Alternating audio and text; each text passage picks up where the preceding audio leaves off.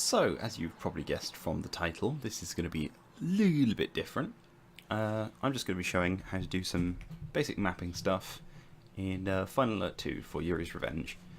So, when you first launch it, this is a version I've been running for quite some time, but when you first launch it, it'll show up with tip of the day. So, first important tip for using this map editor is to close that because they're hardly ever useful.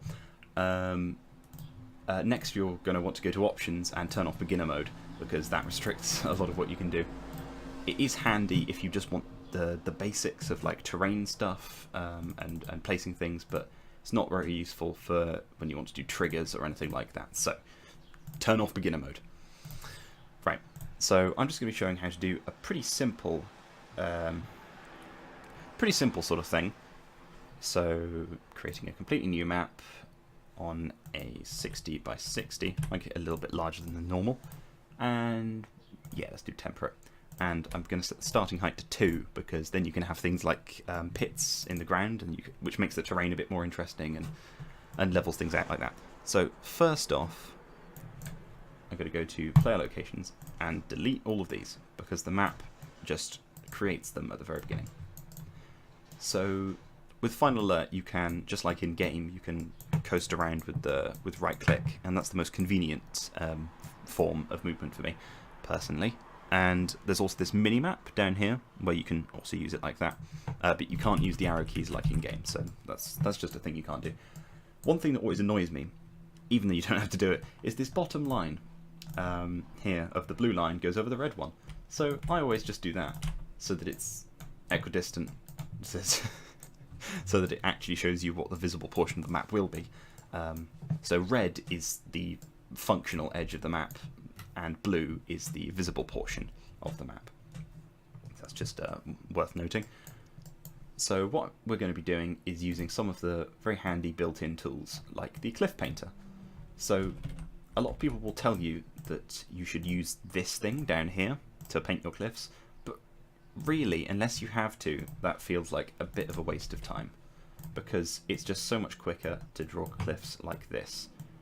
Now, what I'm doing here, oh yeah, that's the no height mode. That's quite useful for placing cliffs behind other cliffs, because you see otherwise I can't reach this cell here, this one where my mouse is over, and so it's just easier to put it down like that and then pop it back up. What was I saying? So yes, what I'm doing here is just spicing the cliff up a bit by making it keep going in different directions. So if you by making it just go in a different direction each time, and you see this is the point where it's useful to do that. By making it go in a slightly different direction every now and then, it just makes it seem like a more realistic and more interesting and more aesthetically pleasing cliff.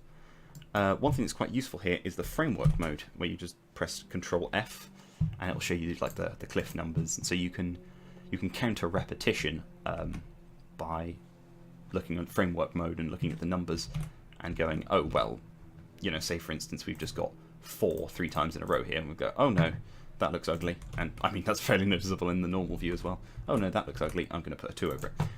For instance, that's a good example. This thing crashes a lot, so it's worth saving. I'm just going to make it demo.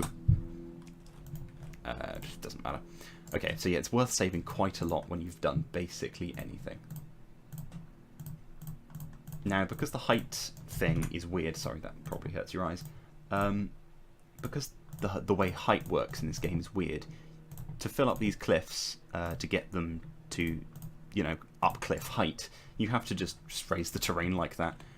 So down here its terrain level is 2, up here is terrain level 6, and so a cliff is 4 high. That's a handy thing to remember. So I'm just going to create some holes in the ground, and the idea of this is just to give it a little bit more height, because otherwise it can be quite boring to look at just flat terrain. Even if it has different textures on it, it can just be kind of ugly. So what I'm going to be making here is a 2-player map. So I'll have this position here, and I'm just going to save again. Really, it does crash a hell of a lot. So let's have a cliff like that. Oh, no. have this coming through. Now with these cliffs, you can't go in a straight line. You can't just go across. So one of the things I like to do is just have cliffs that go in and out and up and down like this, because really it just looks a bit crap if you just go and that's a cliff. You know, it's not aesthetically pleasing. It's not helpful in any way. It's just not good. But really, just try and, if possible, use as many front pieces on a cliff as you can, because it's going to look pretty bad otherwise. That's my preference anyway. And I know I'm saving a ludicrous quantity. Quantity? That's not even how you use that word. I know I'm saving a lot, but I cannot overstate how much this crashes. It will probably crash at some point in this demonstration. Like for instance, you notice I've never touched the corner cell, and that's just paranoia now. I've never touched the corner cell with the up ramp because, oh no, it works now. That's the other thing, it's hilariously inconsistent. Sometimes if you touch the corner cell with an up ramp, it just immediately crashes the map editor. But apparently it's decided to be stable today. But on other days, it might not be. You really can't rely on it. So, let's get a few bits of terrain up like that. Oh, that looks ugly. And you can just use Control-Z to go back, so that's very handy for quickly undoing a screw-up. So, you also have these here in the ground section. So you've got bright grass, which is what the normal thing is, and then you've got ground 1, which is a sort of rough, rocky texture. You've got dark grass, which is well, it's a darker grass, really, isn't it? And then you've got sand, which goes along beach sides, and also you can just plonk down anywhere, really. So what I like to do with these to make an area more interesting is just hold down Shift and then squiggle it about a bit. And you just keep squiggling. Don't cover all the area. Try not to make it too blocky or anything. You've got to make your map look like it's not in a square-based game. So there's now a big area of that, and now you've got a big area of that. I'm going to mix in some dark grass. This is the really lazy, quick way of doing it, but even though it's quite lazy and quick, it still works pretty well, I think, for making an area look good. Dark grass, and then let's just have a few specks of sand around, just to really complete that area, just to give it some features. And now we're going to go into trees and use the Paint Random Trees tool. I never like to use trees 1 or 9 unless I'm doing like a city, because they look very, pruned, very formal. So if you want a more wild look on these trees, you just go around like this and you place a bunch of trees. It's ended up duplicating that tree there. It's exactly the same tree. And just click them around like this.